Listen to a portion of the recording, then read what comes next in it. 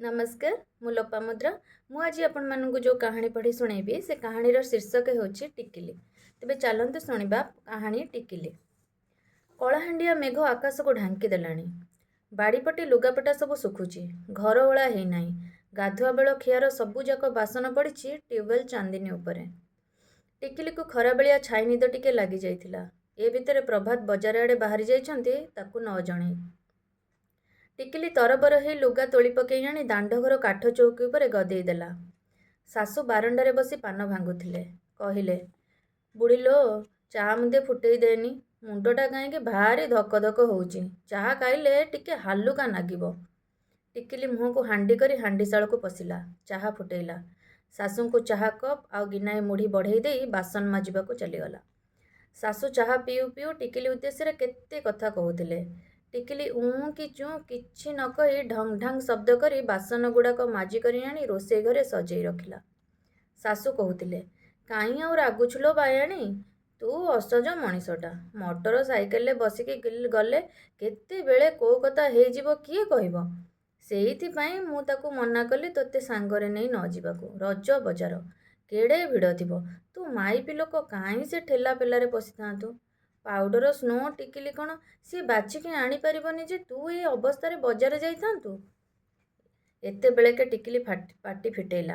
राग तम तम होई मोबाइलटा टिपु टिपु कहला, हाँ हाँ बजार आड़े चलीगले खाली मोर असुविधा हो जाउची।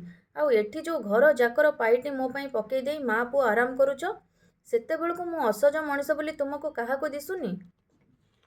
टिकिलीर कथा शुणी सासू चुप हो गले। अईठा चा कपटा नहीं धोई उगुड़ेई देले हांडीशाले। सासूंको काम देखी टिकिली को हस माड़िला।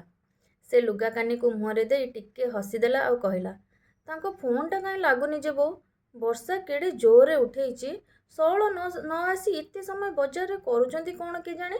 मते न जणाई माँ सांगरे सलासुतरा करी बजार बाहरी गले जे संज हेलाणी बाबूंकर देखा नहीं कि फोन भी लगुनि।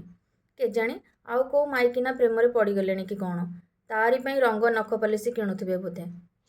सासू चौकी उपरे बसी आकाश को अनेइथिले। टिकिलीर कथा शुणी चमकी पड़ला भली कहले, से तोते ए घर को आणिबो बोली तो बोपा भाई साही पड़िशा हजारे लोक संगे लड़ेई करी थाना कोर्ट कचेरी गला। मो बाबुला को केते माड़ कौणी न देइचंती तो बोपा भाई। माड़ खाई मुंड फाटिची, पिठी छिड़ीची, गोड़ हाथ भांगीची, तथापि से तोरी हाथ धरिबाकू जिद्दी करी तोते आनिला। मु भी मना करुथिली, कौन पाइबु से भल पाइबारु, एते बाड़ापिटा खाइलुणी, छाड़ी दे से पेर मनीषा। से झील बामुण घरे जन्म होइछि, आमर छोट जाति, तू भूली जा ताकू। टिकिली को भी बुझेई दे, से तोते भूली जीवो। मो कथा कौन शुणिला बाबुला, तोते कोर्टरे बाहे घर को नहीं आसिला। ए खंड मंडल रे किए थिबो ना तो लाखी बहु। बाबुला पुणी तोते छाड़ी आउ का पाखकू जीवो।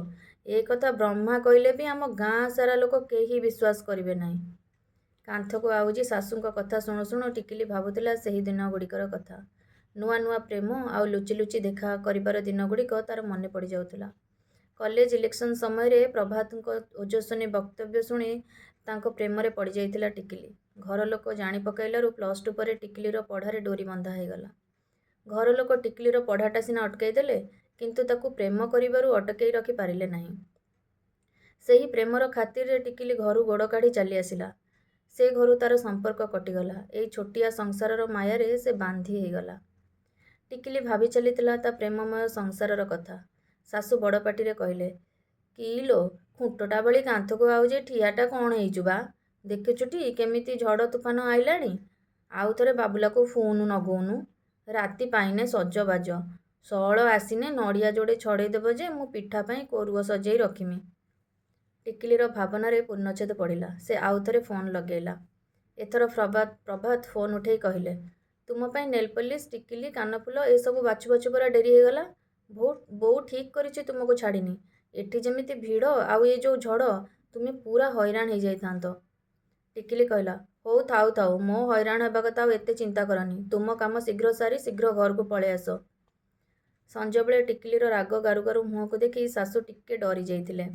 सेथिपाई टिकिली बसी टीवी देखुथिबा बेले सासू निजे हांडीशाल को जाई अटा आनी चकटिबारे लागि पड़िले। सासूंक कार्यकलाप देखी टिकिली मने मने हसुथिला और प्रभात को आसिबा बाट को चाहि रहिथिला। ଟିଭିରେ ଟିକିଲି ଦେଖୁଥିବା ହିନ୍ଦୀ ସିନେମାର ଶେଷ ଦୃଶ୍ୟ ପୂର୍ବରୁ ବିଜ୍ଞାପନ ଆସିଗଲା ଓ ବାହାରେ ହୋ ହଲ୍ଲା ଶୁଭିଲା।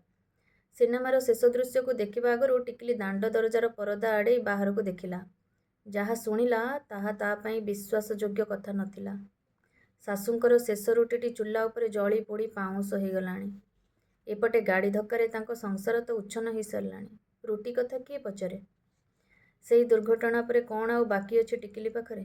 ହଁ ଅଛି, ଗୋଟେ ଫୁଲିଲା ପେଟ, ଫୁଲା ଫୁଲା ଯୋଡ଼େ ବିକଳ ଅସହାୟ ଆଖି, ଫାଙ୍କା କପାଳ, ଆଉ ହଳେ ଫୁଙ୍ଗୁଳା ହାତ। ଶାଶୁ ଜରି ବ୍ୟାଗ୍ଟେ ଧରି ଟିକିଲି ପାଖକୁ ଆସିଲେ। ଜରି ଉପରେ ଲେଖାଥିଲା ରଙ୍ଗୋଲି ଫ୍ୟାସନ୍ ପଏଣ୍ଟ। ଭିତରେ ଯାହା ଥିଲା ଢାଳିଦେଲେ ଟିକିଲି ସାମ୍ନାରେ।